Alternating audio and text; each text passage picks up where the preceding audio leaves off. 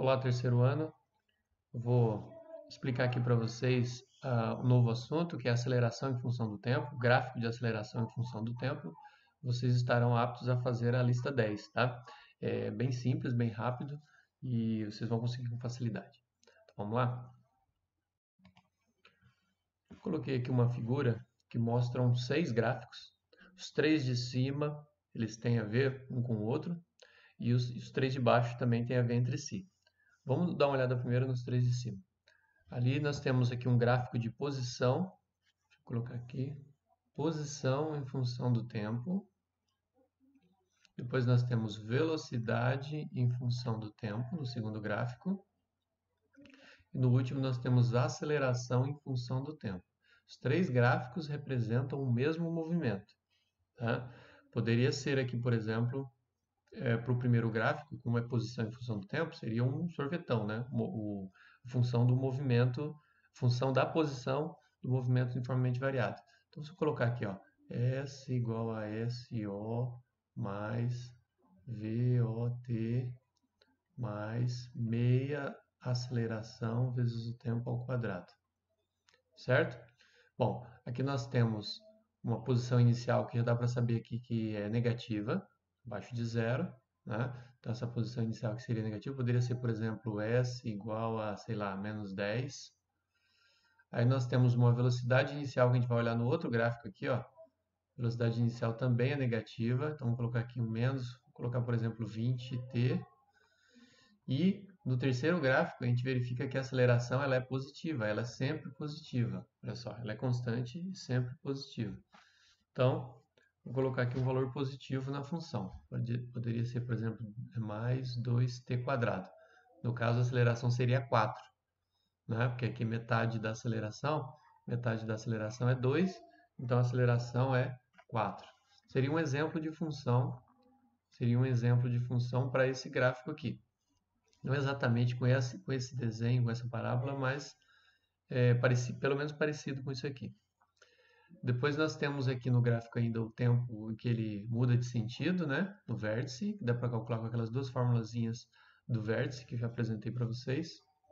Ok? E aí nós podemos olhar aqui no segundo gráfico que ele obedece à função da velocidade em função do tempo. Então, o vovô ateu.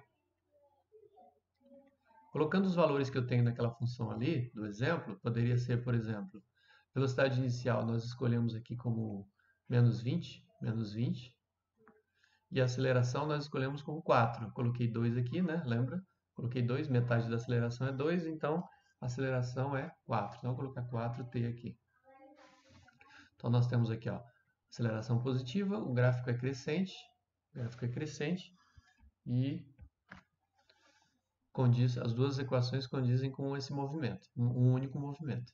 E por último, a aceleração ela é constante, é a mesma, sempre. Em todo movimento uniformemente variado, a aceleração é constante e tem o mesmo valor. Nesse caso aqui a gente escolheu como 4, então seria 4 aqui. Né? 4 e sempre 4. Repare que o tempo passa e nós temos sempre a mesma aceleração, 4. Tá? Se for colocar o valor aqui na segunda função, seria a velocidade inicial aqui menos 20 e aqui seria menos 10.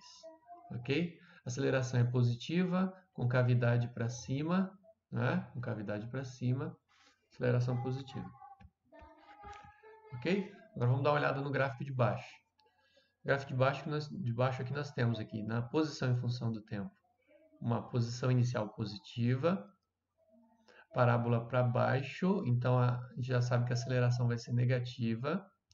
No segundo gráfico, nós temos aqui uma velocidade inicial positiva, o gráfico é decrescente, né? Então aceleração negativa, gráfico decrescente. E aqui nós temos uma aceleração negativa, no terceiro gráfico, aceleração negativa, então abaixo da linha zero e sempre constante. Poderia ser, por exemplo, deixa eu apagar tudo isso aqui. Poderia ser, por exemplo, aqui, vou colocar uma função aqui, posição inicial positiva, então vamos colocar aqui S igual a, sei lá, vamos colocar 5, positivo. Depois aqui uma velocidade inicial positiva, vamos colocar aqui, por exemplo, 10t. E nós temos uma aceleração negativa.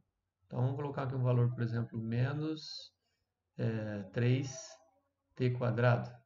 Nesse caso, a aceleração seria 6, né? Já que isso aqui é metade, metade da aceleração é menos 3, então a aceleração é menos 6. Ok? Aceleração negativa. Tá, então vamos dar uma olhadinha aqui. Ó. Aqui seria o 5, positivo, como exemplo. Aqui no segundo gráfico nós teríamos uma velocidade inicial de 10. E aqui na aceleração nós temos menos 6.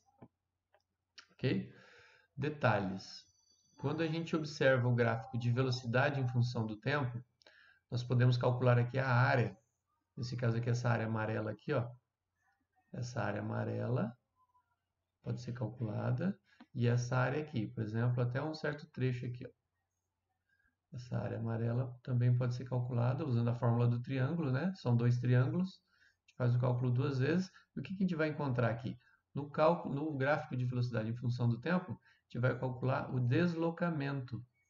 Deslocamento e o outro deslocamento aqui. Tá? Um deslocamento do primeiro trecho, deslocamento do segundo trecho.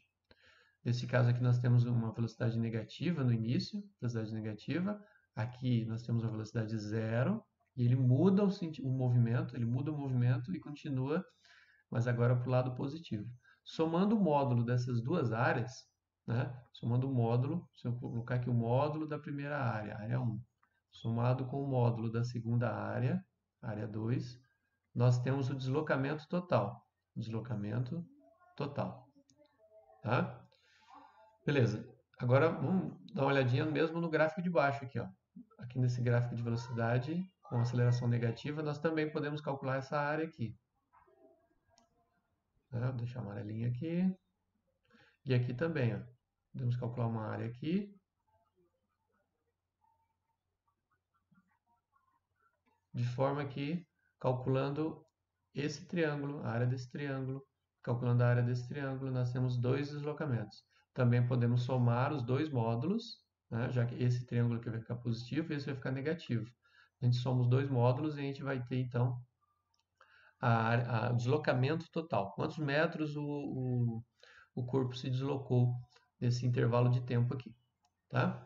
Agora, o que nos interessa agora para a última lista é esse último gráfico aqui de aceleração. A gente também consegue calcular bem fácil a área, essa área aqui, ó, embaixo da linha de aceleração. Tá? Olha só, vou pintar aqui certinho. Aí. Essa área aqui é bem fácil de calcular, ela é um retângulo, né?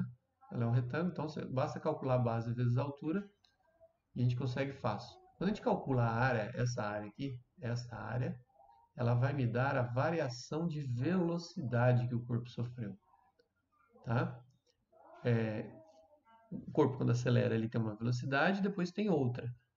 Por exemplo, tinha 10 metros por segundo e passou a ter 30. Então você faz 30 menos 10, 20. Essa é a variação de velocidade, quanto a velocidade variou nesse intervalo de tempo.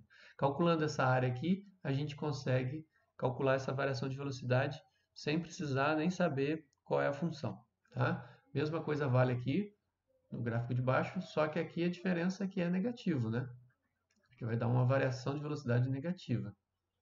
Está abaixo da linha do eixo zero aqui. Por exemplo, se eu tivesse aqui embaixo 10 segundos na linha do tempo, eu ia fazer 10 vezes menos 6. Teria menos 60 como variação de velocidade. Então, aqui nós temos a mesma coisa. Ó. Vou colocar aqui.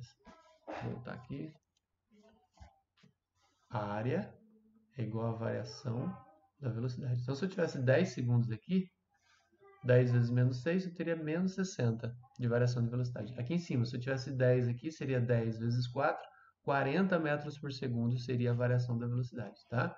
Essa variação da velocidade a gente vai medir em metros por segundo, tá? Aqui embaixo a mesma coisa, metros por segundo. Beleza? Então esses gráficos, esses dois gráficos aqui são os que mais me interessa para fazer a última lista, que é a lista 10 desse bloco de exercícios, ok? Então vocês façam os exercícios e vou dar um prazo aí para você realizar e depois a gente vai comentar e resolver também, beleza? Ok? Até breve, um abraço.